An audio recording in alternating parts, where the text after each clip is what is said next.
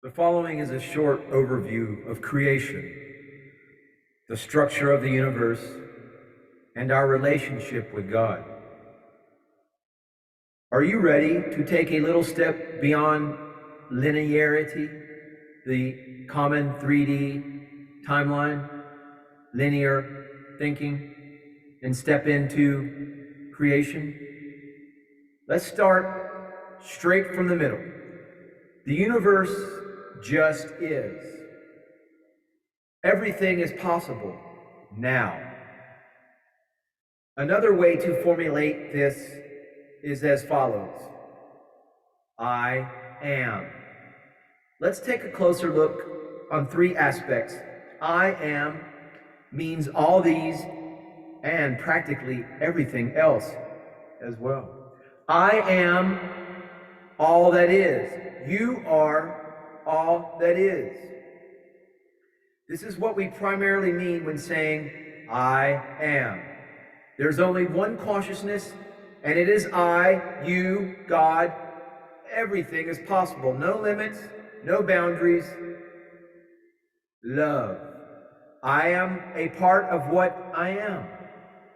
Creation is God's ability to focus. The creator aspect of God, you, me, the Father, focuses on the creation aspect of God, the Son. So besides knowing, he gets double fun. He experiences creating and also the experience of being created. There is also a part of himself that sits back and enjoys the show. It may help you to grasp the very essence of things being said if you keep in mind that time and space are also creations. It can be confusing to think of creation as a process. It is now. He looks at himself from different perspectives, but he is still one.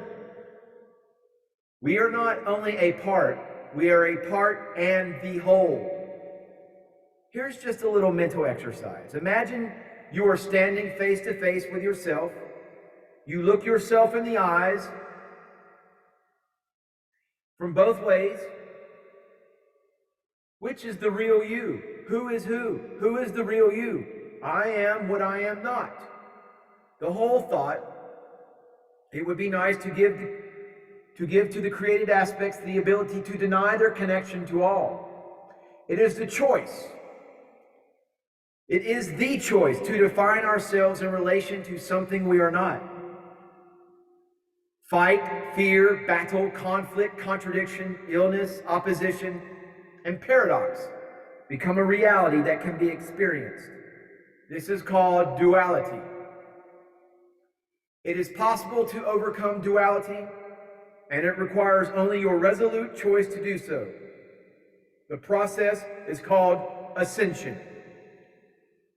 My dear, esteemed, honored, noble, and notable viewer, what do you choose? Let's discuss fear and how to deal with fear. Hit the subscribe button because fear is the inability to understand love. Become one with the object of fear. Everything is easy to do if you know how to do it. It is the same with overcoming fear. When you figure out your goals and how to achieve them, the word effort becomes meaningless. So, let's take a look at the steps which lead us to fearlessness. Get to know your fears. Get to know the source of your fears. Step into the things feared. Make the negative flow stop.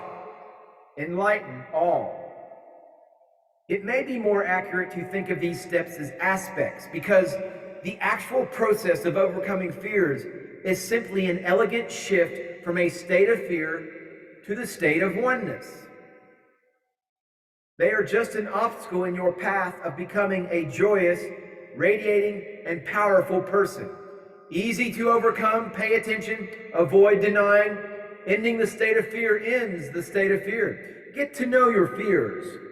Logically, to overcome your fears, you have to be aware of their existence in the first place. The maximum denial and non-aware ignorance can offer you as a kind of satisfaction of not having it worse. Ask yourself, what is that I want? What is it that I want? The important thing is to understand your fears, because if you completely map out your fears and the fears behind the fears, they lose their power. They no longer get it from you as the source, because it is only your ego that is the source of your fears. After that, only a little nudge is required and they fall apart. Write down all your fears. Think of everything you must or can't do, what people, places, activities, situations, character traits, etc.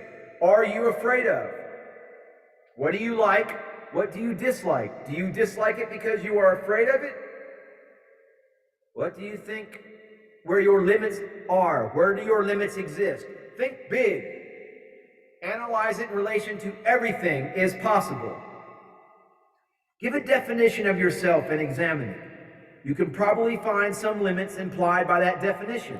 Where are your limits? Self-imposed laws, social laws, physical laws, linear thinking, time and space?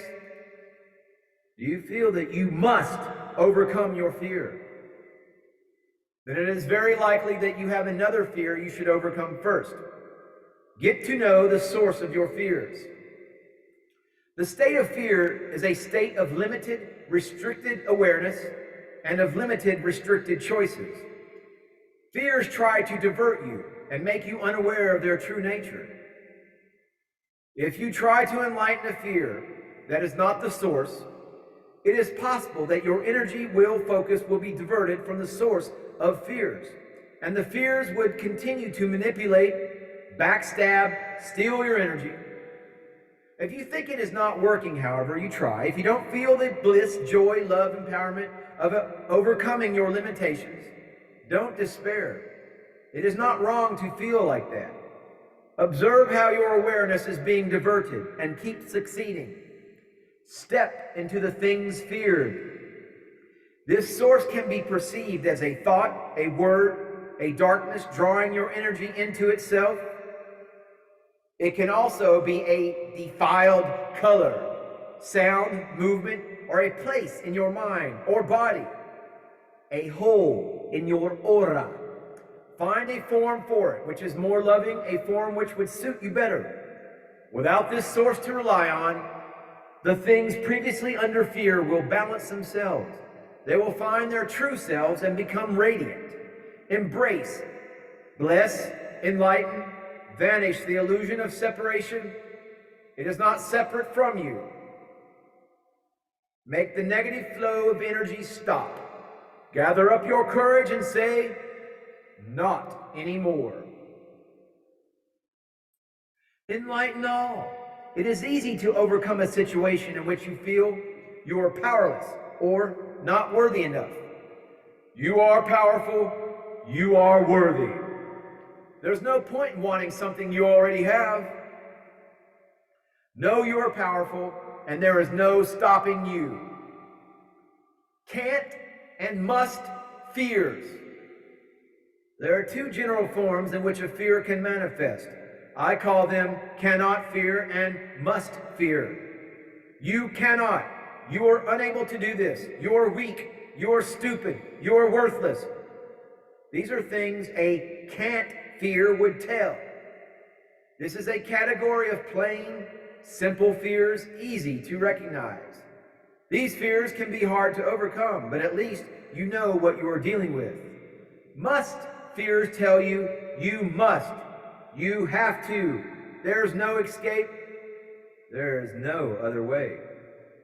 These fears enclose you, taking away your ability to think straight.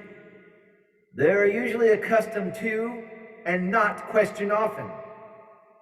Therefore, are manipulative and hard to recognize. Can't blocks one path, must blocks all paths, and tries to make you go backwards on the one you come from or came from. It is relatively difficult to deal with a must fear because it's not a single fear, but a bunch of them. Be observant. A can't fear appears when you decide to do something and an obstacle appears and blocks your choice. A must fear occurs when you don't have your own will. How can that be? If everything you do meets denial, if the can't fears get too overwhelming and you allow it, sooner or later you'll go blank and give your will away to energetic vultures, to vulturites, a form of negative Anunnaki, negative reptilian, a vulturite. If you do that, you become easy prey for energetic control. Must is the word of control over you. It is the way to make you do things you don't want to. If you like to believe in such a thing as hell, complete submission fits the description nicely. Please be aware how you use the words I must, you have to, I can't, it's impossible, and the like. People telling themselves or other people you must this and that is definitely not something pleasant. Denial. Let's take a closer look at the emotional experience of fear. Fears are energies that were previously denied by you, that were excluded by yourself. Flow into them. Denial is all the forbidding no's you have heard and experienced in your life. How did denial feel like? Recall, but don't submit to it. Was it powerlessness along with rage for not being allowed to be yourself, for being denied self-expression? How powerful was the rage? Did it break out in an uncontrollable and undirected way? Hysteria? Did you suppress it totally, feeling even less powerless? Or did the rage build up so much that after directed release, you destroyed the he who denies composure and unobstructed energy flows utterly? Did you eat up his energies, making him submit to your will? If this is your defense mechanism, beware, because sooner or later, he too will break out. And if the rage and anger will continue to be your primary behavioral pattern, this eternal battle will never stop. Rage and anger are just an expression of fear too. The things you fear may react this way. They may be angry with you for not allowing them to be, for condemning their existence. The things you fear are your dark side. When you face a suffocating darkness, don't run away. Running away does not really help you. The big, angry darkness is still there. This darkness is a darkness because it was denied too much. The strength, energy of self is lost for him. Suffocating and angry because it chose this way to achieve a certain satisfaction. If it can't have the thing it truly wants, true, unlimited love and freedom, such as the sour grape syndrome, if it is big, it's because it grew quite good in attaining that satisfaction. It eats up everything in its way. It makes everything follow its warped will and way of existence. It denies.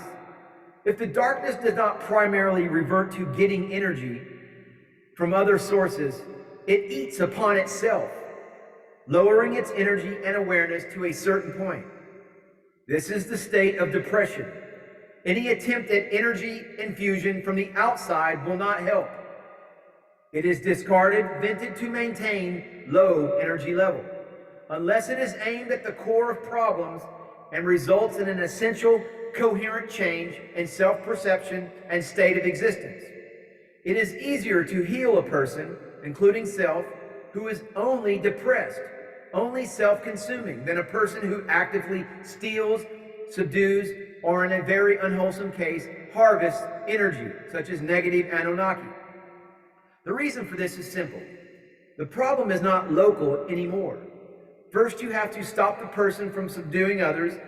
Then you have to empower the subdued persons to be able to shake off the habit of giving up their will to Mr. Suffocator and find their own, and finally overcome the fears and problems at the core and heal Mr. Suffocator.